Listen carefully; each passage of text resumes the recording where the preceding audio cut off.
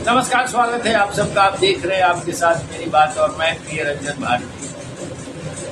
लालू प्रसाद यादव राष्ट्रीय जनता दल के सुप्रीमो और INDI एक गठबंधन के एक बड़े नेता, जिनकी चर्चा अगर करता हूं तो इस बात की संभावना बन जाती है कि भारतीय राजनीति में इस तरह के राजनेताओं की श्रृंखला आज कितनी ज्यादा मजबूत है और कौन कौन से राजनेता ऐसे हैं जिनके नाम की चर्चा ऐसे रूप में की जानी चाहिए।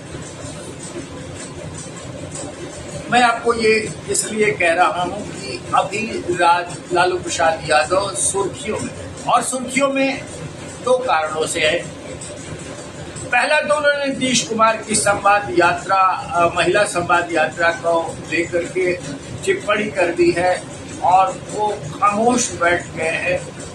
उस पर बाकी जो सत्तारूढ़ गठबंधन के नेता है वो तरह तरह के बयान दे रहे हैं और गतिविधियां उनकी तेज है। लालू प्रसाद यादव को पता नहीं क्या क्या कर रहे हैं, लेकिन लालू प्रसाद यादव ने कोई प्रतिकार नहीं किया, वो खामोश बैठे। और दूसरी महत्वपूर्ण बात उन्होंने उस गठबंधन की कर दी है जो विपक्षी एकता की गठबंधन है, INDI, India front. India front के नेतृत्व के सवाल पर उन्होंने जो बातें कही है वो भी अभी सुर्खियों में है, और वो इसलिए सुर्खियों में है कि लालू प्रसाद यादव ने ये बात कह दी। लालू प्रसाद यादव ने ममता बनर्जी पश्चिम बंगाल के मुख्यमंत्री और तृणमूल कांग्रेस के नेता को इंडिया फ्रंट के नेतृत्व की तरफदारी की बात कह दी है। और उन्होंने इतना ही नहीं कहा है बल्कि दो कदम आगे बढ़कर ये कह दिया कि ये कांग्रेस को इस पर एतराज नहीं होना चाहिए, कांग्रेस के प्रतिरोध का, विरोध का कोई मतलब नहीं रह गया। अगर ममता बनर्जी की सिर्फ तरफदारी की होती लालू यादव ने तो बात समझ में आती, लेकिन उन्होंने कांग्रेस को भी नसीहत दी और सावधान करा दिया है। जिस कांग्रेस के राजकुमार राहुल गांधी को उन्होंने दूल्हा बनाया था INDI गठन के पहले, उनको हड़काते हुए और सावधान करते हुए लालू प्रसाद यादव ने ममता बनर्जी के नाम पर मुहर लगा दी है। ये बड़ी बात है। और ये क्यों है, मैं इस पर आपसे अपना विश्लेषण, अपना नजरिया साझा करने बैठा हूँ।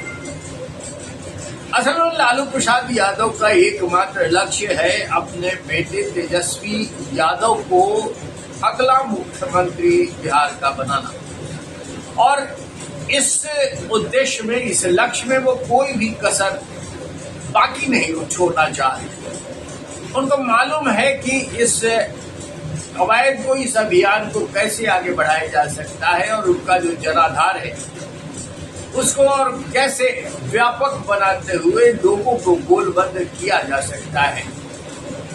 तो एक पाशा उन्होंने ये फेंका ममता बनर्जी को आगे रख करके, ममता बनर्जी के नेतृत्व को आगे ले जाने की वकालत करके उन्होंने ये एक पाशा फेंका है। और दूसरा, नीतीश कुमार पर भी टीका टिप्पणी कर दी, लेकिन वो टीका टिप्पणियां अलग दौर की बात है। और मैं बात कर रहा हूं कि कांग्रेस की तरफदारी करने वाले नेता लालू यादव ने आखिर क्यों ममता बनर्जी के नेतृत्व के सवाल पर हामी भर दी है और कांग्रेस को नसीहत दी है।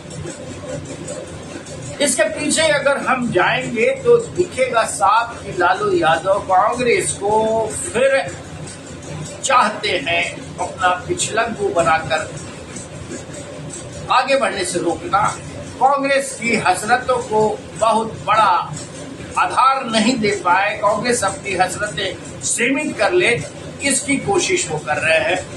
और इसके साथ साथ वो ये भी दर्शाने की कोशिश कर रहे हैं कि वामपंथी दलों का साथ उनके हाथ में मजबूत है, इसलिए कांग्रेस अगर बिदकेगी भी, कांग्रेस अगर इधर उधर करेगी भी तो कोई फर्क नहीं पड़ने वाला है। एक तरह से प्रेशर पॉलिटिक्स है और ये अपने उस अभियान को साधने की दिशा में एक बड़ा कदम है लालू यादव का, जिस अभियान को वो साधने की कोशिश कर रहे हैं 2025 में, वो है तेजस्वी यादव उनके लाडले को बिहार का भावी मुख्यमंत्री बनाना। कांग्रेस को वो हमेशा से, ऐसा नहीं है कि कांग्रेस को आज वो नए सिरे से दबाने की कोशिश कर रहे हैं। कांग्रेस नेतृत्व का हमेशा से ये दिल्ली में, मतलब भारतीय राजनीति की राजधानी कही जाने वाली दिल्ली में साथ रखते हैं। उन्हें तब जरूरत पड़ती है जब वो राष्ट्रीय राजनीति में कदम डाल करते हो, तब कांग्रेस के नेतृत्व की जरूरत पड़ती है इन्हें। लेकिन बिहार में वो हमेशा से कांग्रेस को सेकंड लाइन पार्टी के रूप में डेवलप करके रखते हैं और वो हमेशा करते चले आ रहे हैं। प्रेशर उनका हमेशा इसी दिशा में रहता है कि कांग्रेस को पिछलंगू बनाकर रखो। अब इस दिशा में मैं देख रहा हूं कि कांग्रेस पर दबाव बनाने के लिए ही इस तरह का नुस्खा लालू यादव ने छोड़ा है। कांग्रेस इनसे मजबूत होती रही हो ऐसा नहीं है, लेकिन बिहार में कांग्रेस इनका दामन पकड़ के ही पिछले वर्षों से आगे बढ़ रही है, इसमें कोई शक नहीं। कई बार ऐसा हुआ कि प्रेशर में लालू यादव का साथ कांग्रेस से छूट गया और कांग्रेस को तब अपना हश्र देखने को मिला है कि वो फिर लालू यादव से अलग होकर के किस पोजीशन में रह पाती है। तो ये दबाव की राजनीति और दबाव की राजनीति में आगे बढ़ने के लिए इन्होंने कांग्रेस के नेतृत्व को भी नसीहत दी और ममता बनर्जी के नेतृत्व को भी सराह दिया कि उनके दम पर ही INDIA आगे बढ़ेगा। ममता को आगे आना चाहिए और नेतृत्व संभालना चाहिए। असल में लोकसभा चुनाव में जो कांग्रेस की वजीहत हुई है और उसके बाद के विधानसभा चुनाव में भी कांग्रेस लगातार पिछड़ रही है, उसका नेतृत्व बौना दिख रहा है। तो विपक्षी गठबंधन में ये कुनबे में इस तरह के अभियान को एक स्वर मिल गया है कि कांग्रेस को नेतृत्व छोड़ देना चाहिए। मैं उन वजहों में नहीं जाना चाहता हूं कि इसके पीछे और क्या क्या राजनीतिक वजह है, लेकिन फिलहाल बिहार में राजनीतिक उद्देश्य लालू यादव का एकदम साफ दिख रहा है और वो यही कि कांग्रेस को फिर से प्रेशर में रखा जाए। अगर पिछले चुनाव पर हम गौर करेंगे तो पिछले विधानसभा चुनाव 2020 के चुनाव में तेजस्वी यादव मुख्यमंत्री बनते बनते रह गए। वो उस चुनाव में हम देखेंगे तो लालू यादव की पार्टी आरजेडी 144 सीटों पर चुनाव लड़ी थी और जीत करके 75 सीटें विधानसभा में पहुंचे थे। लेकिन कांग्रेस को इन्होंने जो दी थी सीटें वो 70 दी थी, कहाँ 144 और कहाँ 70 सीटों में कांग्रेस को ज्यादातर सीटें गंवानी पड़ गई और मात्र 19 सीटें ही वो जीता। हालांकि 19 का आंकड़ा भी कम नहीं था, लेकिन आप सोचिए 70 सीटें लेकर कांग्रेस 19 पर जीत पाती है तो कितनी सीटें वो गंवाने की स्थिति में हो गई और वो उस तरह से उस गठबंधन को, महागठबंधन को चूना लगने में कितना बड़ा नुकसान हुआ था।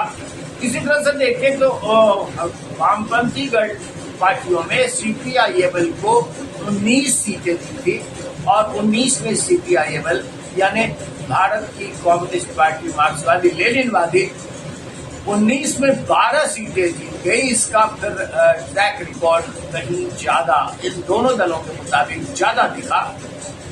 और उसी तरह भारत की कम्युनिस्ट पार्टी यानी CPI को 6 सीटें मिली थी, लेकिन CPI मात्र 2 सीटें जीत पाई। CPM को 4 सीटें दी गई थी और 4 में मात्र 2 सीटें इसने भी हासिल की। तो जिस तरह से सीटों का बंटवारा हुआ था महागठबंधन के अंदर, वो ये दिखाने के लिए काफी है कि लालू प्रसाद यादव की पार्टी अगर ट्रैक रिकॉर्ड बढ़िया नहीं बना पाई, अगर जीत का परचम लहराना होता तो शायद वो 75 से ज्यादा सीटें जीत लेती तो आसान हो जाती था। लेकिन कांग्रेस को मात्र 19 सीटें ही मिली 70 में, और फिर वो दबाव की राजनीति लालू प्रसाद यादव अभी चुनाव के बहुत पहले से करना शुरू कर चुके हैं कि कांग्रेस को प्रेशर में रखो, कांग्रेस को दबाए रखो। इसीलिए उन्होंने ममता बनर्जी के नाम पर मुहर लगाई है और कांग्रेस को नसीहत दे दी है। वो ये मैसेज भी देना चाहते हैं कि आप अगर रूठ भी जाएंगे तो हमारे साथ वामपंथी पार्टियां मजबूती से खड़ी है। हम महागठबंधन यानी इंडिया फ्रंट का स्ट्रक्चर खड़ा करके अपने लाडले तेजस्वी यादव को मुख्यमंत्री बनाने की राह में परचम लहराते हुए दिखेंगे। अब ये है या नहीं है वाकई में, लेकिन दिख तो यही रहा है कि लालू प्रसाद यादव ने एक पाशा फेंका है ममता बनर्जी के नाम पर। वो बिहार में अपने डैने फैलाना चाहते हैं, अपने पंख पसारना चाहते हैं, और वो कीमत है उसकी कांग्रेस। आपको हमारा वीडियो कैसा लगा, ये इस पर आपकी राय चाहिए। अपना कमेंट बॉक्स में अपनी राय हमें भेजें, और साथ साथ आपसे निवेदन बार बार करता हूं कि हमारे वीडियो को लाइक करें, शेयर करें और इस चैनल को सब्सक्राइब करें। फिर मिलते हैं, नमस्कार।